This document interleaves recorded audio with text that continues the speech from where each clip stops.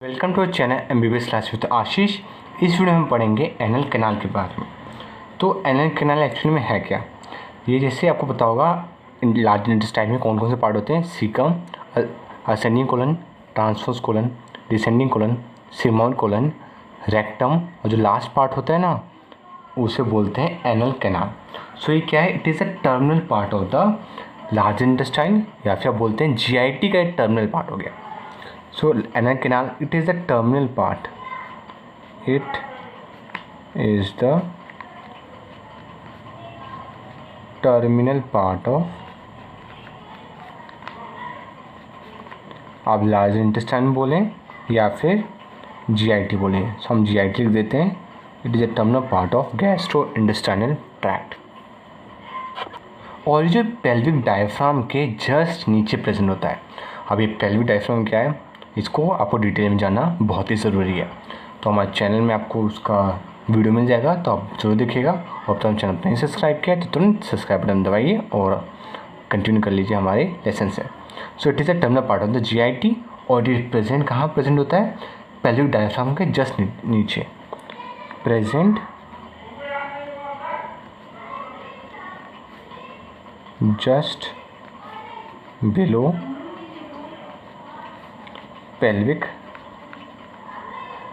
Diaphragm.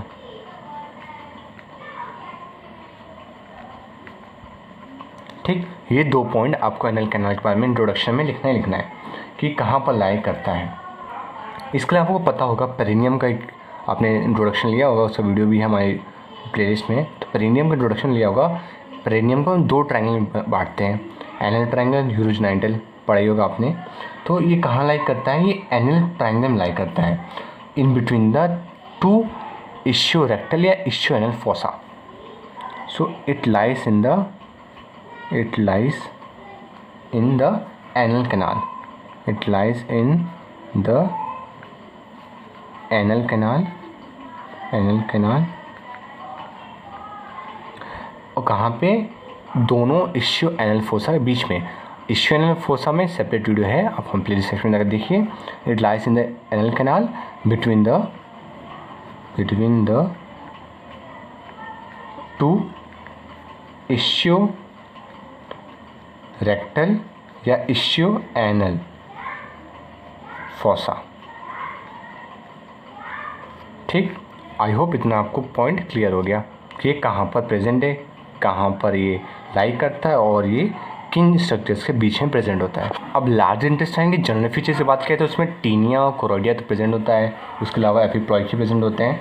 पर जो anal canal है इसमें स्ट्रक्चर्स एब्सेंट होते हैं। सो जो टीनिया और सैकुलेशंस हैं ये एब्सेंट होते हैं।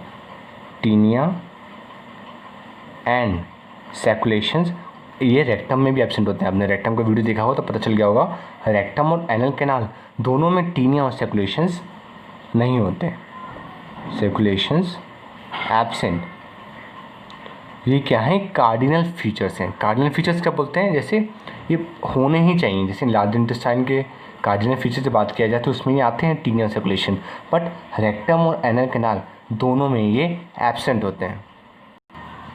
तो जैसे हम जब सिग्मोइड कॉलन पढ़ा था या फिर जब हमने रेक्टम पढ़ा था तो हमने बताया था, जैसे सपोज रेक्टम कहाँ से कहाँ लाई करता है? सिग्मो रेक्टल जंक्शन से लेकर रेक्टो एनल जंक्शन तक। सपोज ये आ रहा है ऊपर से सिग्मोइड कोलन है, यहाँ पर ख़त्म हुआ, ये हो गया रेक्टम यहाँ पर ख़त्म हो गया, फिर एनल कैनाल और ओपनिंग हो जा रही है एनस में। ठीक, तो ये जंक्शन ने बोला था सिग्मो रेक्टल। ठीक, जो नेक्स्ट जंक्शन था वो था रेक्टो एनल। तो ये कहाँ से कहाँ लाई करता है? It lies between the recto anal या एनो रेक्टल जंक्शन से एनस तक, ये यानी रेक्टो एनल जंक्शन से एक्सटीरियर ओपनिंग तक ये लाई करता है। वो सब हम देखेंगे एक्सटेंड में। और उससे पहले हम ड्रॉ करते हैं डायग्राम, जिससे आपको एनल कैनाल के बारे में थोड़ा बहुत पता चल जाएगा, ताकि हम एक्सटेंड पढ़ेंगे या फिर जब उससे डायरेक्शन पढ़ेंगे कि कैसे लाई करता है तो आपको उस समय समझ में आएगा अच्छे से। तो डायग्राम ड्रॉ करते हैं। आप मैं सजेस्ट करूँगा आप भी हमारे साथ डायग्राम साथ साथ ड्रॉ करें ताकि आपको अच्छी तरह समझ में आए। सो जैसे रेक्टम है एकदम स्ट्रेट आता है रेक्टम, ऊपर से रेक्टम के आपको पूरा एग्जैक्टली बताया मैंने कि कैसे कैसे आता है, पहला पार्ट कैसे आता है, डाउनवर्ड बैकवर्ड, फिर वर्टिकली डाउनवर्ड, फिर डाउनवर्ड फॉरवर्ड। सो रेक्टम आया है ऊपर से और ऐसे पोस्टीरियर और बैकवर्ड आ जाता है, मतलब कैसे आता है, ऐसे टेढ़ा आ जाएगा ये। एनल कैनाल में जो कन्वर्ट होता है तो इसे पीछे की तरफ ऐसे आ जाता है, हल्का सा कंस्ट्रिक्शन होता है यहाँ पे और ये ऐसे पीछे की तरफ आता है। तो ऊपर का पार्ट क्या है, रेक्टम, नीचे वाला पार्ट क्या है, एनल कैनाल, और फाइनली ओपनिंग हो जाता है एक्सटीरियर में एनस से। ठीक, इतना आपको क्लियर है। इसमें क्या बीच में ना आपको कुछ, आपने कभी डायग्राम ड्रॉ किया होगा, ऐसा कुछ आपको दिखा होगा, ऐसे स्ट्रक्चर दिखे होंगे आपको। सो जैसे स्ट्रेट लाइन है ना, इसे बोलते हैं एनल कॉलम्स या एनल फोल्ड्स। एग्जैक्ट जो इसका नाम है वो है anal column of Morgagni. So anus में या फिर एनल कैनाल में ऐसे 6 से 10 ऐसे वर्टिकल लाइंस होते हैं जिसे बोलते हैं एनल कॉलम या फिर एनल कॉलम या एनल फोल्ड्स। एनल कॉलम या एनल फोल्ड्स बोलते हैं इसे, anal folds of मॉर्गैग्नी।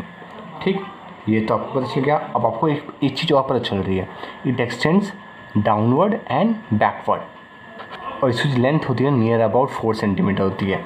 Exact precision की बात किया जाए 3.8 होता है, पर आपको ओवरऑल याद रखना है तो ये 4 होता है।